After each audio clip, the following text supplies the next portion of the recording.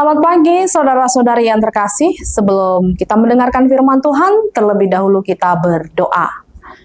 Kasih karunia Tuhan kita Yesus Kristus dan kasih setia Allah Bapa dan persekutuan Roh Kudus menyertai hati dan pikiranmu sekalian. Amin.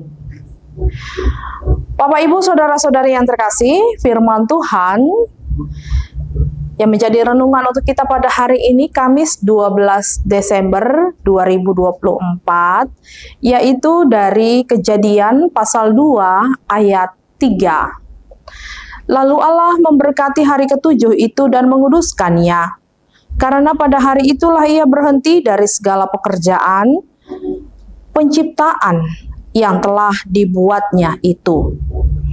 Dungi di pasu-pasu debatama, Ari papituhoni, jala diparbadiai. Allah nama radian ibana disi sian nasa jadi-jadian na natinopa ni debata. Laho pasuton. Demikianlah firman Tuhan. Bapak Ibu saudara-saudari yang terkasih, ada pernah menanyakan kenapa hari ada 7? Seperti lagu anak-anak. Senin, Selasa, Rabu, Kamis, Jumat, Sabtu, Minggu itu nama-nama hari katanya. Konon orang Babilonia mengamati ada 7 benda langit yang penting, yaitu matahari, bulan, Merkurius, Venus, Mars, Jupiter, dan Saturnus. Sehingga mereka menyimpulkan bahwa hari itu adalah 7. Dalam kitab Kejadian disebutkan bahwa Tuhan menciptakan dunia dalam 7 hari. 6 hari lamanya dia bekerja. Tetapi hari yang ketujuh adalah hari untuk beristirahat atau berhenti dari segala pekerjaannya. Konsep 7 hari dalam seminggu ini kemudian semakin menyebar ke berbagai budaya di Timur Tengah, termasuk Yahudi, Yunani, dan berabad-abad kemudian ketika Alexander Agung menyebarkan budaya Yunani ke seluruh timur dekat hingga ke India, konsep 7 hari dalam seminggu pun semakin menyebar. Para ahli berpendapat bahwa mungkin India juga yang kemudian memperkenalkan konsep 7 hari dalam seminggu ke Cina. Selama berabad-abad, orang Romawi yang tadinya menggunakan periode 8 hari dalam praktek sipil dan terlebih dunia bisnis, tapi pada masa Kaisar Konstantinus tahun 321 Masehi menetapkan bahwa hari Minggu adalah hari ketujuh dalam kalender Romawi dan menetapkan hari Minggu sebagai hari pertama dalam seminggu dan itu menjadi hari libur. Hal ini dilakukan adalah sejak Konstantinus pemeluk agama Kristen, sehingga dia mulai menyatukan praktek mingguan Romawi dengan pengaruh Yahudi Kristen dalam kekaisarannya. Dalam konfesi kita, KBP pasal 13 tentang hari Minggu adalah hari Tuhan, yaitu permulaan penjadian oleh Allah, kebangkitan Tuhan Yesus, dan juga turunnya Roh Kudus, seperti yang dirayakan oleh setiap kita umat Kristen sejak dari zaman gereja mula-mula. Sehingga kita tidak berbalik lagi kembali kepada budaya Yahudi tentang hari Sabat. Sebab orang Kristen, hari Minggu itu menjadi hari di mana Tuhan Yesus Kristus menang dari kematian. Sehingga hari Minggu menjadi hari kemenangan untuk kita. Namun jika ditanya kepada anak-anak muda, atau mungkin juga anak-anak kecil, atau mungkin juga orang tua, apa yang kamu lakukan saat hari ketujuh atau hari Minggu? Kebanyakan menjawab, tidur, istirahat dong, jalan-jalan, main game. Bahkan ada yang mengatakan, waktu yang tepat untuk menjalankan bisnis sambilan. Tapi ada juga yang menjawab sih, ya ibadah dululah, katanya. Seakan ibadah itu hanyalah sebagai pelengkap saja, menyempurnakan segala sesuatunya yang kita lakukan dalam satu hari itu. Setelah Allah menciptakan langit dan bumi dan segala isinya dari hari pertama sampai hari ke-6, kemudian hari ke-7 dia berhenti beristirahat. Namun saudara-saudari yang terkasih, berhenti beristirahat di sini bukan diam saja, tetapi sesungguhnya Allah tetap bekerja di sana, yaitu memberkati dan menguduskan segala sesuatu yang sudah Dia ciptakan mulai dari hari pertama sampai pada hari ke-6. Allah tetap bekerja untuk memberkati kita dan menguduskan kita yang telah lelah bekerja 6 hari lamanya. Sehingga ketika kita percaya sepenuhnya pada hari yang ke-7 akan ada berkat Tuhan dan kekudusan Tuhan pada hari ke-7, maka kita sesungguhnya tidak perlu khawatir dalam kehidupan ini. Dan tidak membuang-buang waktu dari hari lepas hari, terlebih pada hari yang ke-7 tanpa ada kemenangan di dalam Tuhan.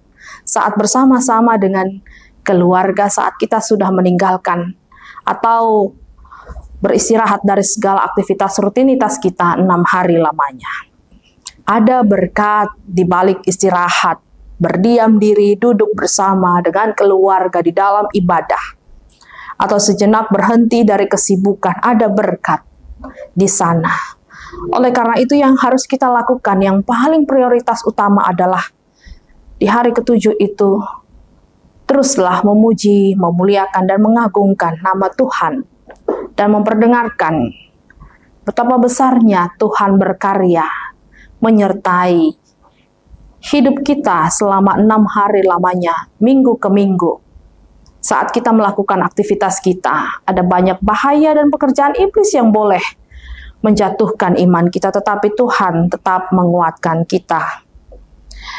Hal ini adalah untuk mempersiapkan kita sesungguhnya kelak dalam kerajaannya saat kedatangan Tuhan Yesus yang kedua kalinya, di mana di sana situasi kita adalah terus memuji dan mengagungkan namanya dalam kekekalan. Oleh karena itu, mari ingat bahwa Tuhan memberkati kita dan menguduskan kita pada hari yang ke-7. Mungkin ada banyak berbagai pelanggaran yang kita lakukan 6 hari lamanya saat kita bekerja. Tapi di sana Tuhan menunjukkan kasih-Nya. Dia terus menyempurnakan kita dengan kekudusan-Nya minggu ke minggu. Oleh karena itu jangan lewatkan hari ke-7 itu tanpa duduk bersama dengan keluarga dan teman seiman, memuji, memuliakan nama Tuhan dan memperdengarkan firman-Nya dimanapun kita berada. Baik saat kita bersama di rumah, baik saat kita bersama dengan keluarga lain, baik saat kita sedang berjalan-jalan. Itulah cara kita menikmati betapa Tuhan mengasihi kita semua. Amin, kita berdoa. Terima kasih Tuhan untuk firman yang Kau perdengarkan kepada kami. Sungguh indah firman-Mu menyapa kami bagaimana kami harus menata hari-hari yang Kau berikan kepada kami. Selama 6 hari mempergunakannya dengan sebaik mungkin, melakukan pekerjaan kami tanpa menunda-nunda. Tapi kami juga harus ingat bahwa hari di mana kami harus berhenti beristirahat. Namun bukan diam tanpa melakukan apapun, tetapi tetap berkarya. Memperdengarkan kuasa-Mu Tuhan dan memuji memuliakan nama-Mu dalam setiap ibadah, dalam setiap perkumpulan kami bersama-sama dengan keluarga kami. Karena itu adalah cara-Mu Tuhan mempersiapkan kami untuk menjadi warga kerajaan yang kekal, yang selalu mengeluhkan, mengagungkan, memuji, memuliakan nama-Mu. Dan yang kembali memperbaharui kami untuk kami semakin sempurna, dan memberikan kelegaan kepada kami untuk kami boleh berkekuatan kembali pada minggu-minggu yang akan datangnya, melanjutkan aktivitas kami selama 6 hari. Yang mungkin ada banyak tantangan dan pergumulan atau ada banyak hal yang pahit yang kami lewati di minggu-minggu lalu. Tetapi kami tetap bersemangat, bersukacita menjalani hari-hari kami ke depan.